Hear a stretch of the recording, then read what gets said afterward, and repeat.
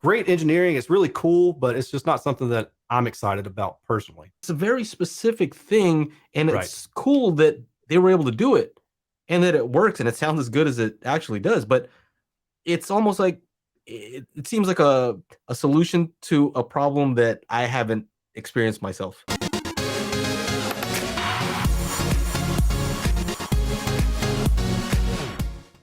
In this review, we're going to do something a little bit different. And by we, I mean myself and Joe and Tell.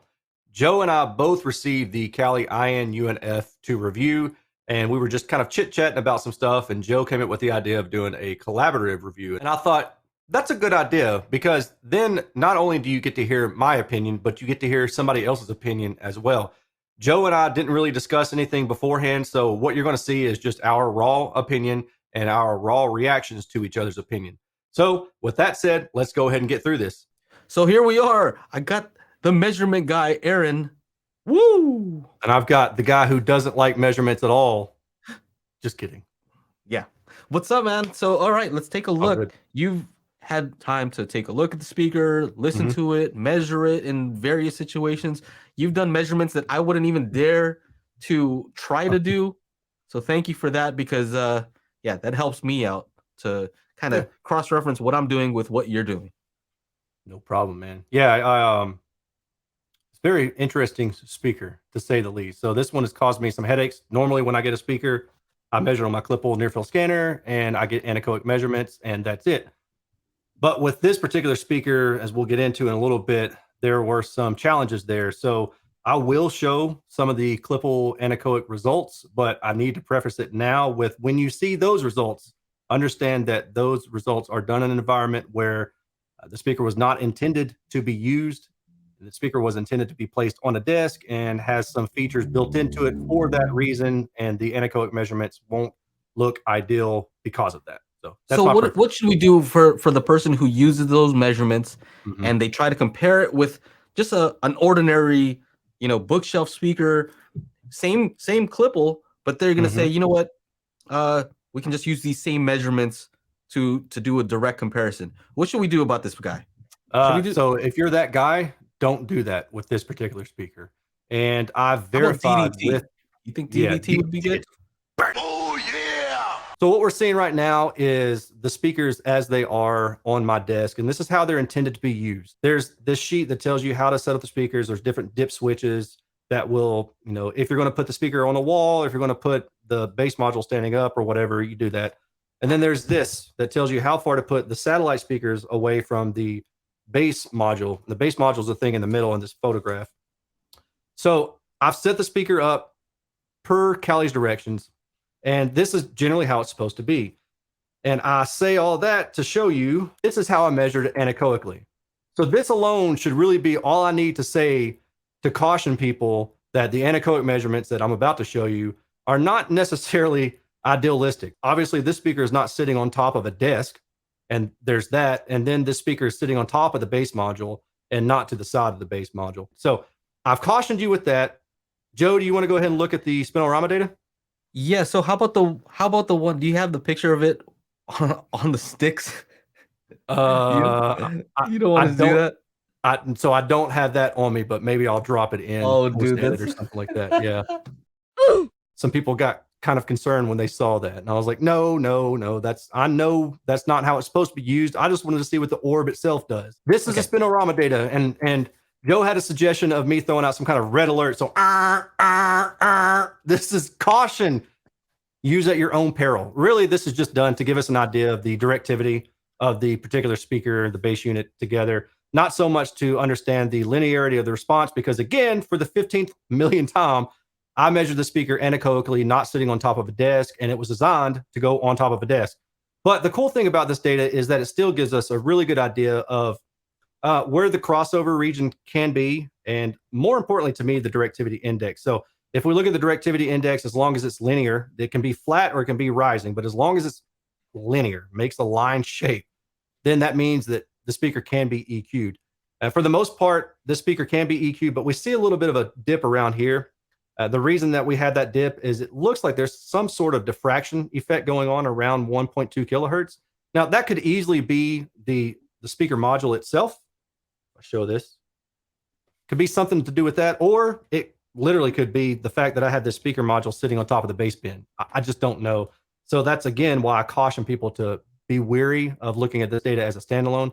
But then if you follow the data the rest of the way up, you see that it's generally pretty smooth. There is a diffraction effect here. That's from the coaxial drive unit itself. You may have a little bit of trouble EQing that particular area if you want the off-axis sound to sound as good as the on-axis. But you're going to be listening in the near field, so you won't have that much room interaction with this particular speaker.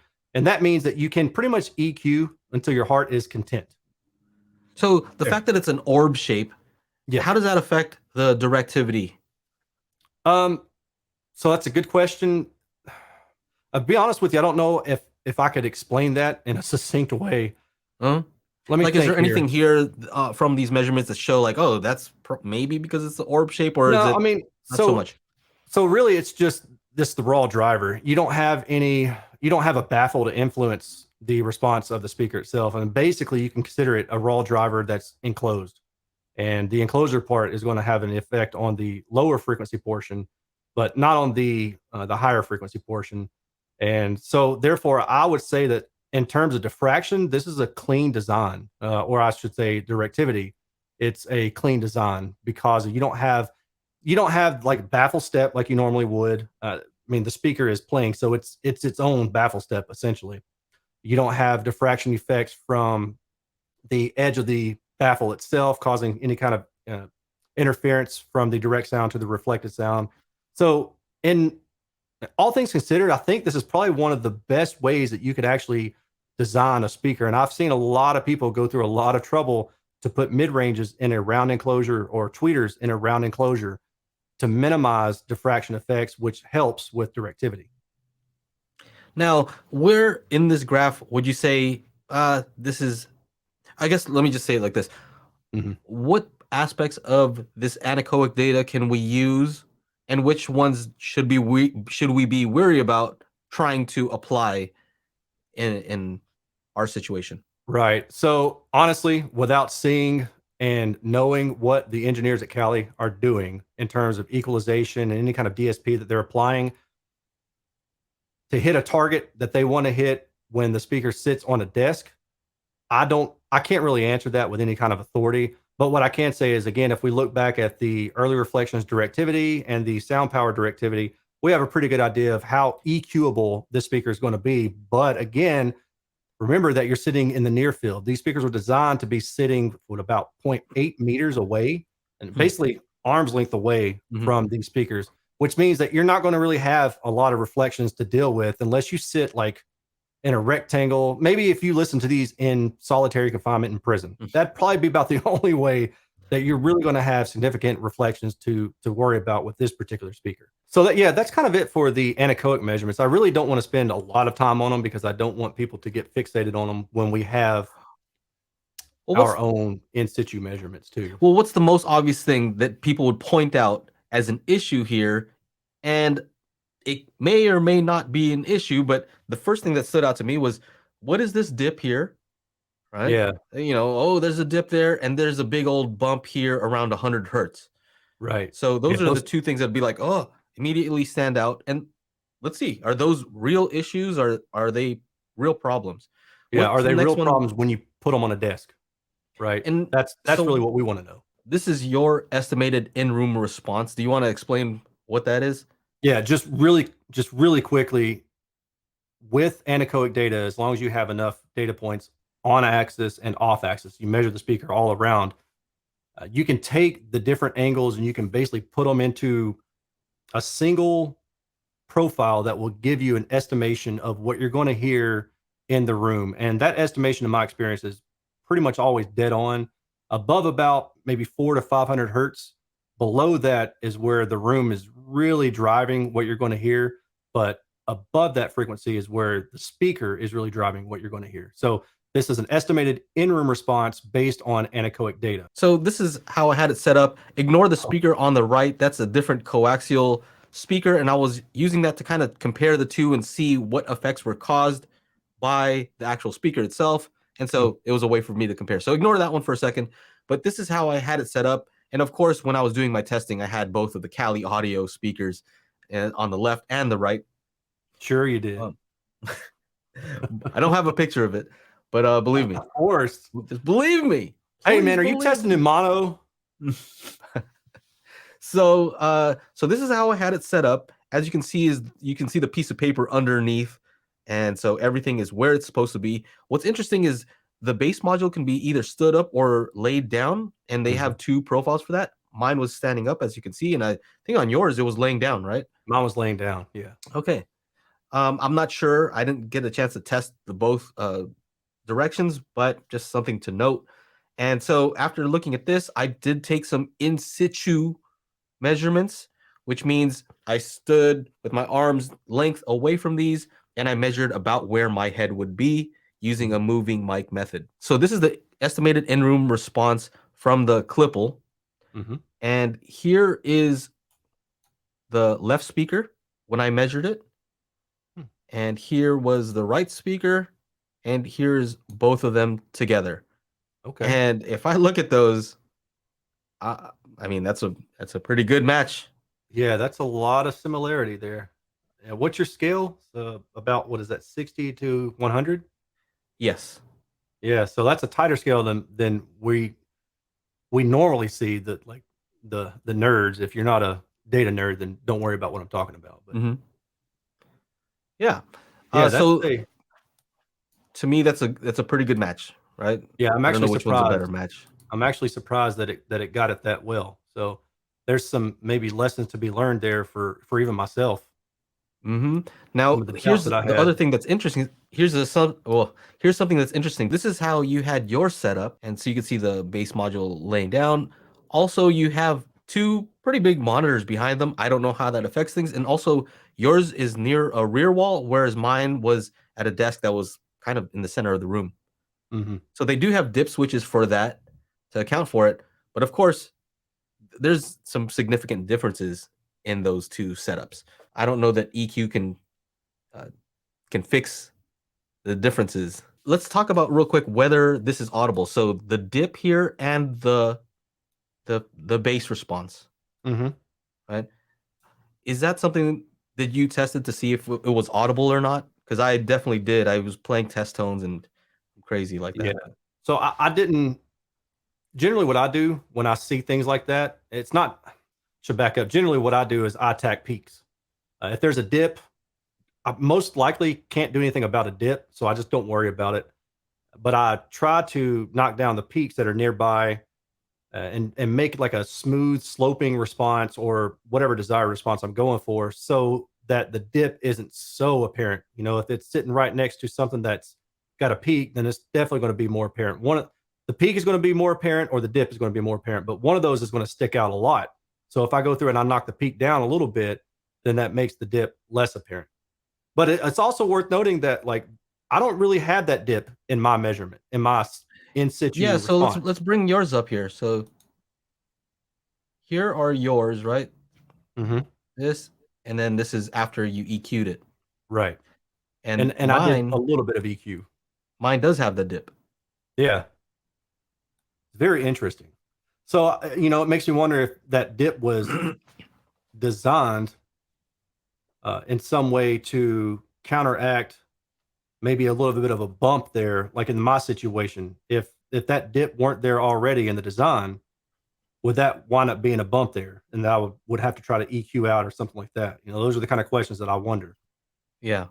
And that's why it's so tough when it comes to EQing these things, because every situation is different. I did do some listening tests. And so let's talk quickly about prior to EQ for a second.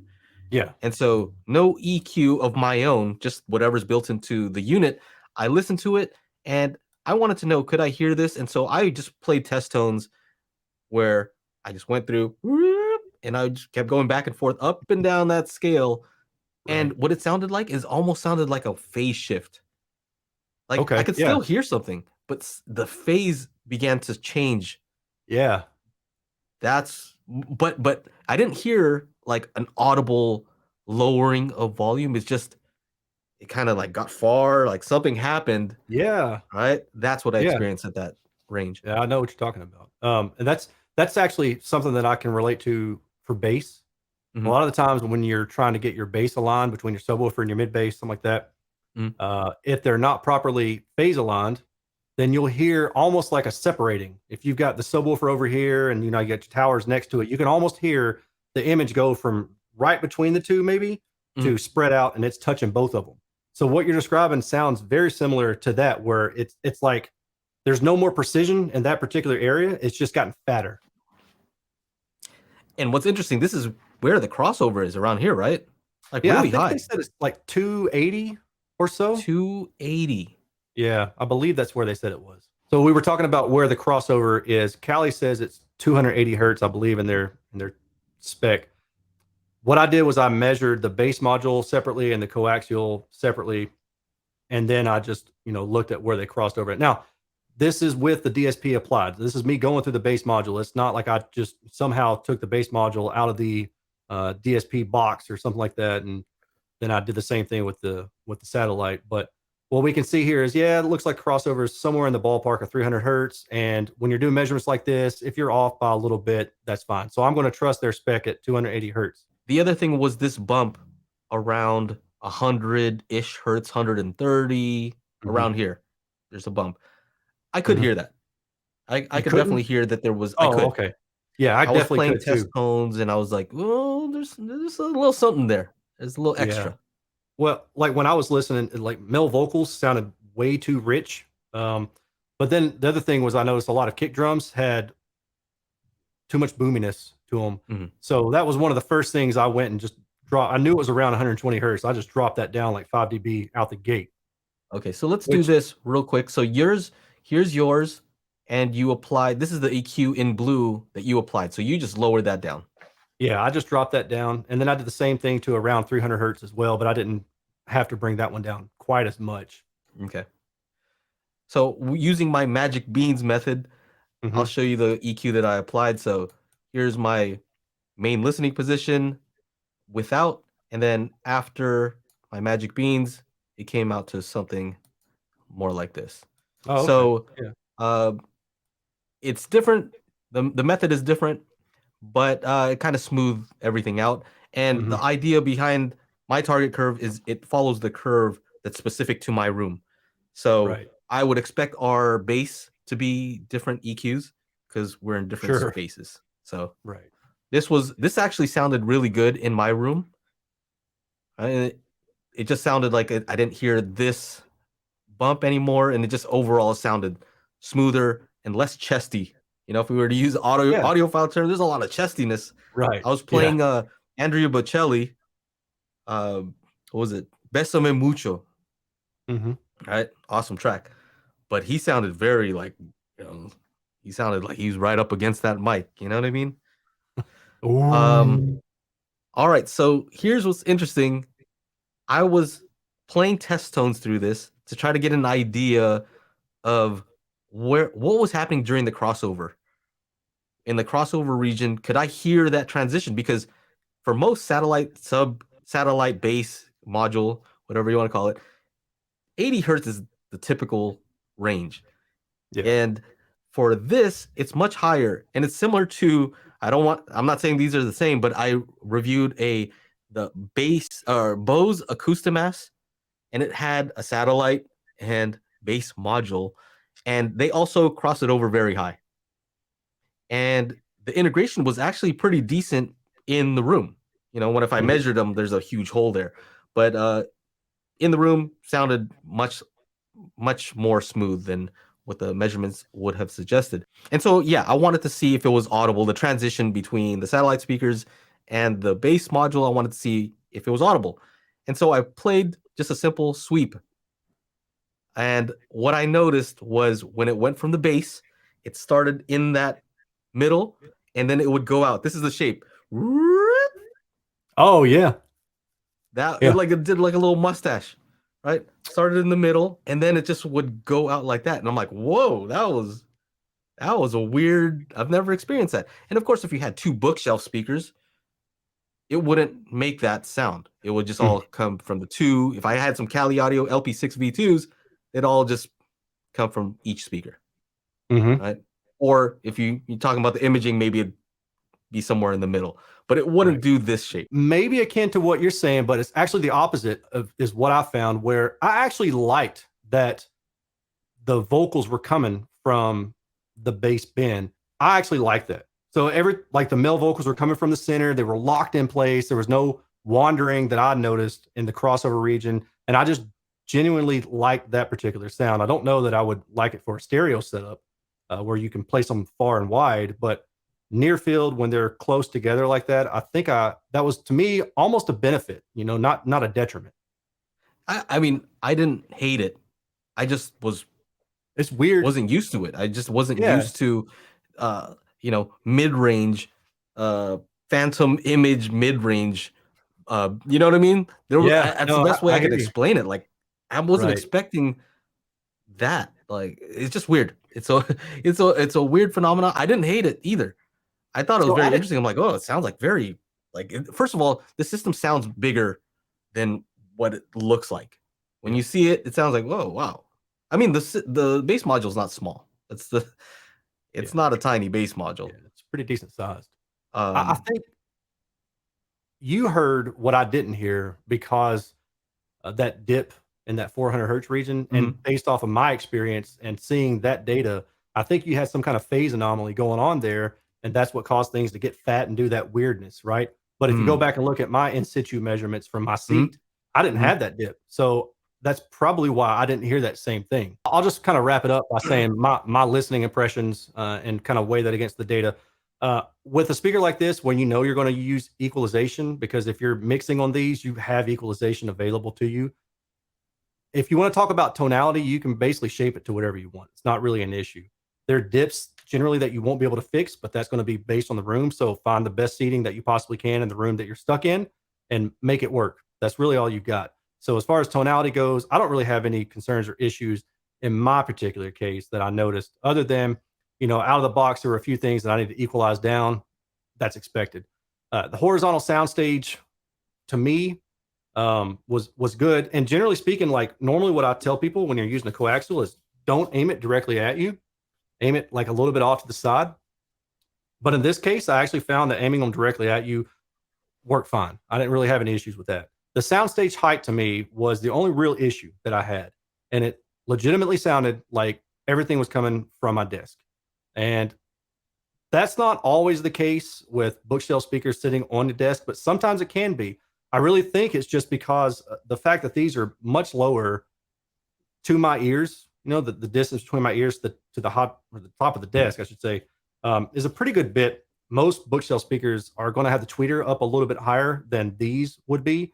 And I think that certainly contributes to it. So that's really my only issue with this particular speaker.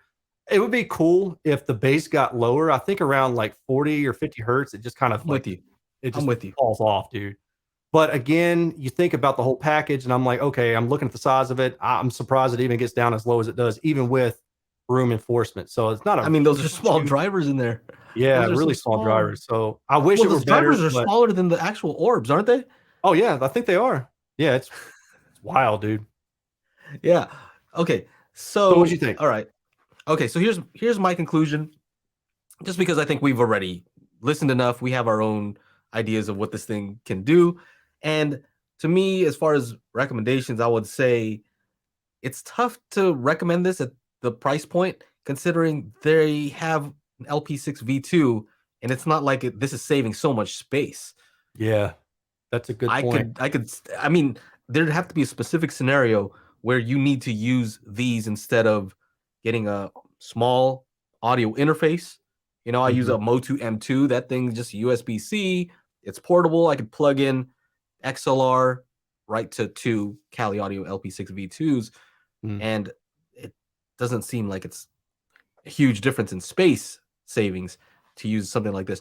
The one cool thing is that it does work as an audio interface itself. You can just plug it in via USB, and it just works. So if you're on the go, I don't really see myself taking these with me if I need to do some, mixing and mastering. I don't know that I would bring these.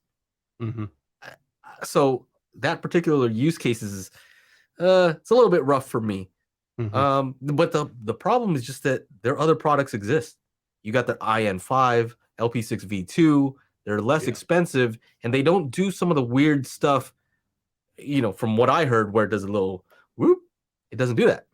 Mhm. So that is really the tough part for me. I agree, man. I mean, if I'm being honest, it's a neat product, but I feel like it's super niche and Mhm. it's not something that I would ever personally have a use for.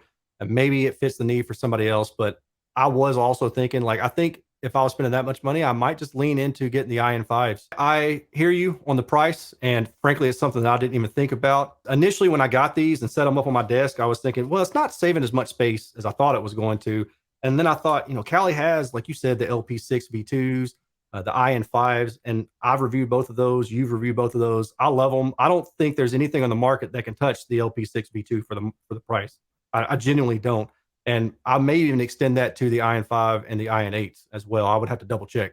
But I feel really strongly about their other products. This one, I'm just kind of, it's lackluster for me because it fits a niche that isn't my niche. It's not a product that I personally want or need or could see using, to be honest with you. So that's where I'm at with it. It's great engineering. It's really cool, but it's just not something that I'm excited about personally. Well, I was trying to figure out a place to put these. I have speakers everywhere.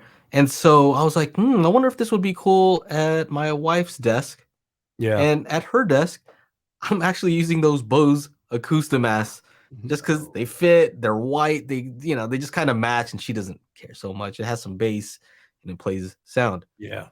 And so she wouldn't care either way. So I'm like, well, this is gonna definitely sound better than those, but it's not small. These Right. orbs don't fit under the desk. I mean, Yeah. these orbs don't fit under the monitor like the little Mhm. cubes do. And Mhm. you can't tuck away the module like I can with the other one. It has to be on the desk. Right. So I'm like, oh, maybe my daughter's desk. She can, Yeah. she'll You have some know, awesome sound. But same thing, it's too big. It's the base module's not small enough. Yeah, you can put a monitor on it, but then now your monitor's too high. yeah. You can put it behind, but now your monitor is too far forward. And Right. and if you have a large monitor like a lot of people have, I have a ultra wide monitor. Well, Mhm. it's going to be an issue because they need to be a certain distance apart. Right. And the And mono's just blocking the so speaker. it's a very specific thing, and Right. it's cool that they were able to do it and that it works and it sounds as good as it actually does. But it's almost like it seems like a solution to a problem that I haven't experienced myself.